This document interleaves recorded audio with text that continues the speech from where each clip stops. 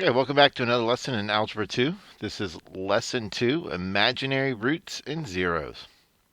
We're going to start by just going back to a graphic organizer about our numbers. Earlier in this course, we focused on such a graphic organizer, but we only looked at the real number side. We didn't look at the imaginary numbers. Real numbers and imaginary numbers are two disjoint sets. A number is not both real and imaginary. It's either one or the other. So when we combine those two sets, they make up what are called the complex numbers. Well, let's just start with our simplest number set, natural numbers. The natural numbers are the numbers that we sometimes call counting numbers. They start at 1 and they count up through all the positive whole numbers to infinity.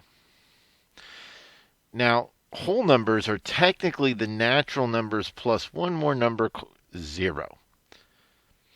And integers, a lot of people think integers and whole numbers are the same thing, but they're really not, because the integers have all the positive whole numbers and all the negative whole numbers and 0 as well. So we do a lot of work just in integer, which is a double strike Z, where we have all of the negative non-fractional numbers 0 and the positive non-fractional numbers. Once we start having our numbers expressed as a ratio of two numbers, they become rational, which is the double strike Q. So rational numbers include all of our regular whole numbers, because they can always be expressed as a ratio, like 3 over 1. By putting it over 1, a whole number is still a ratio. But we could also add things like 2/3, 1/4, and also some improper fractions like 5/3, or -7/5. Those are all rational numbers. And they include all numbers, including decimals, that have a repeating pattern. Irrational numbers, on the other hand, as the name suggests, are not able to be put into a ratio. They are irrational. And that's your square roots and other roots of numbers that are not perfect roots, like the square root of 2, the square root of 3. The square root of 4 is rational because that's just 2. That's a perfect square. A famous irrational number is pi. And there's a few other numbers, as well as phi and e and things like that. Yesterday, or in the last lesson, we introduced imaginary numbers, and those are numbers like I and 3 plus I. And now this looks like two numbers, but it's really just one imaginary number. It's got a real number component and an imaginary number component.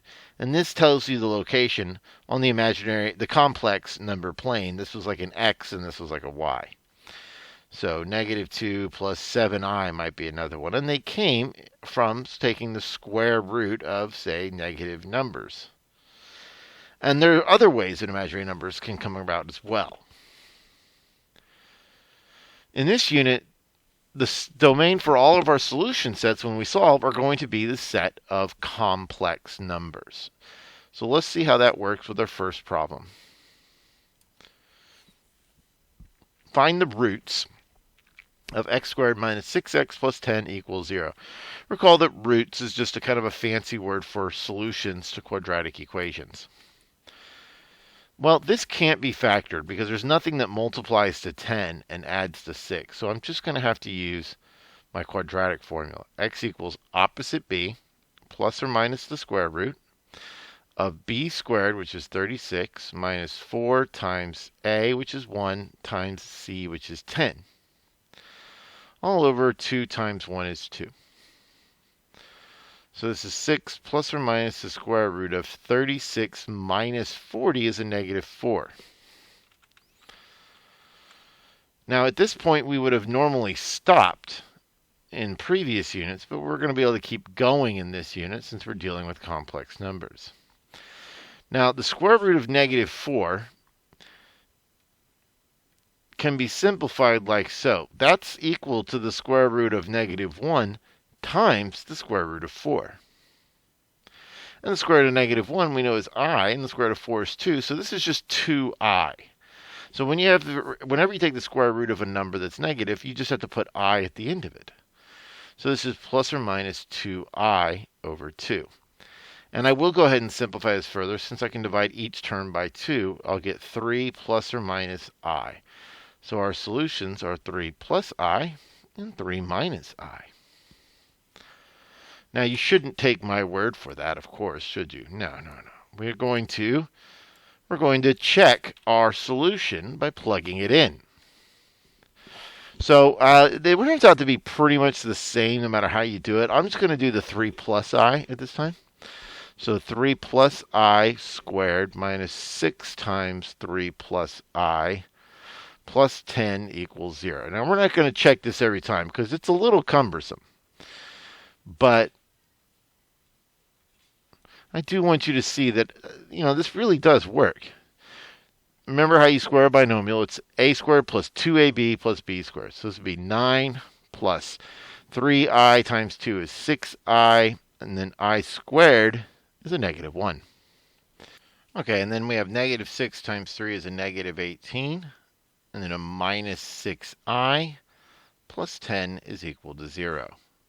And 6I and minus 6I reduce out. I have 9 minus 1, that's 8. Minus 18 plus 10, does that equal 0? Yeah, that does. So that must be a solution. And I'll leave you to check the other one. And so, yeah, we're not going to check very often, but it is kind of neat to see that this really is consistent and that it works. Okay, let's find the complex zeros of x squared plus 8. Remember, zeros are values of x that make f of x 0. So I simply set f of x equal to 0 and solve. I'll subtract 8 from each side, and I'll take the plus or minus square root. Now, the square root of negative 8 is going to be something I, but 8 can be reduced as 2 times 4 and then 2 times 2. So it's 2 root 2I is equal to x. And the way I like to write this, I don't like the I to look like it's underneath the radicals. I actually do this. 2I root 2. And then we have negative 2I root 2. All right. I'd like you to do this practice problem. I've got a graph of f of x here. I want you to find the complex zeros of it. So pause the video and give that a try. All right, let's see how you did. You should have set this equal to 0. Realizing that this can't factor, we'll use the quadratic formula. Negative b plus or minus the square root of b squared minus 4ac all over 2a. So that would be a negative 2 plus or minus the square root of 4 minus 40 is a negative 36. Now, the square root of 36, we know that's just 6. So this is just 6i. Making our solutions negative 1 plus 3i and negative 1 minus 3i. It's important to remember that the zeros of a quadratic function are only x-intercepts if those zeros are real. So you may have heard a teacher tell you that the zeros are the x-intercepts. Well, it's true that the x-intercepts are zeros, but as it turns out, when you have imaginary numbers in the game, you might have zeros that are not x-intercepts because this graph never crosses the x-axis. All right, let's take a look at this next one. Pause the video and give it a try. All right, so when you solve this, you should have added 6 to both sides. And then we got to simplify the square root of 12. Well, it's going to be something I because of the negative. But the square root of 12, well, 12 is 4 times 3. So it's 2 root 3. So plus or minus, because we took a square root, 2I root 3 is our solutions. Oh, I already had an I there, and now I got 2 of them. Let me take care of that one. I like to have the I in front of the radical. I'm always afraid I'm going to sneak it under there. Negative 2I root 3. Okay. All right, let's take a look at the next one. Let's find the zeros of this function. Okay. So 0 equals x squared minus 6x plus 21. Numbers multiplied by 21 are like 7 and 3. They don't make 6, so we need to use the quadratic formula. Opposite b plus or minus the square root of b squared, so that's negative 6 squared is 36, minus 4 times 1 times 21, all over 2 times 1. Well, 4 times 21 is 84. So I have 36 minus 84, which is going to be a negative something. 84 minus 36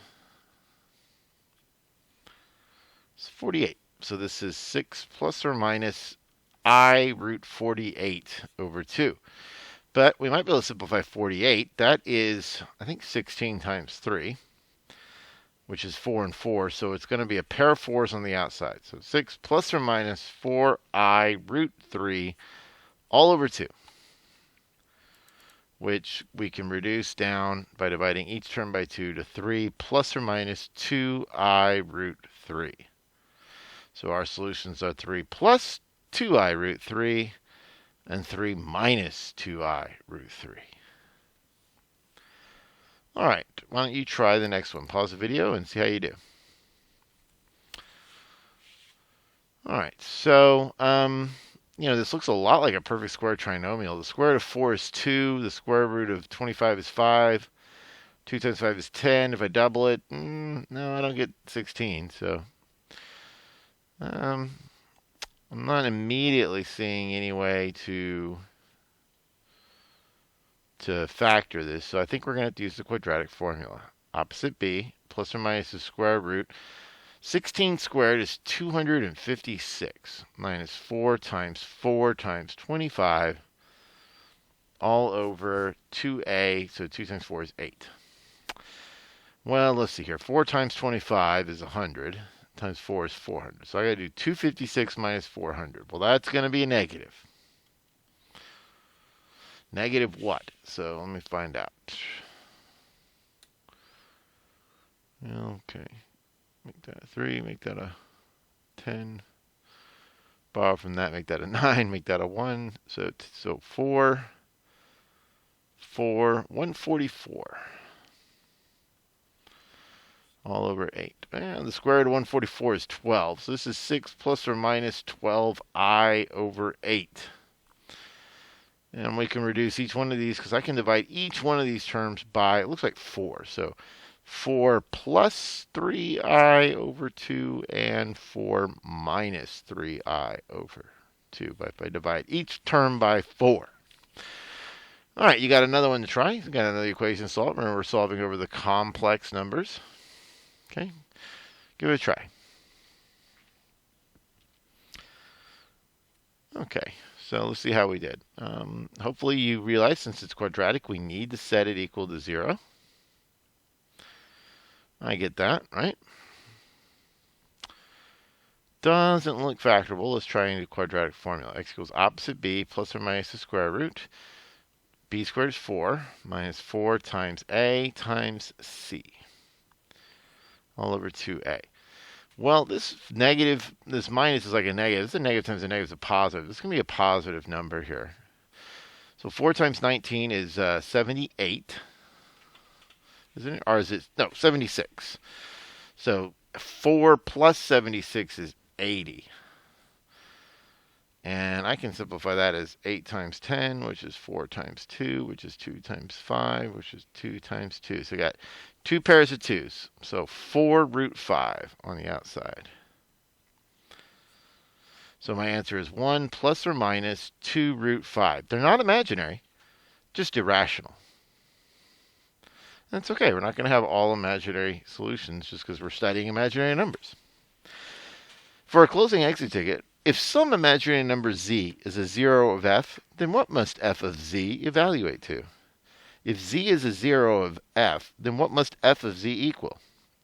Hopefully you realize that if z is a 0, so z, a 0, implies that f of z outputs 0, even if that number is imaginary.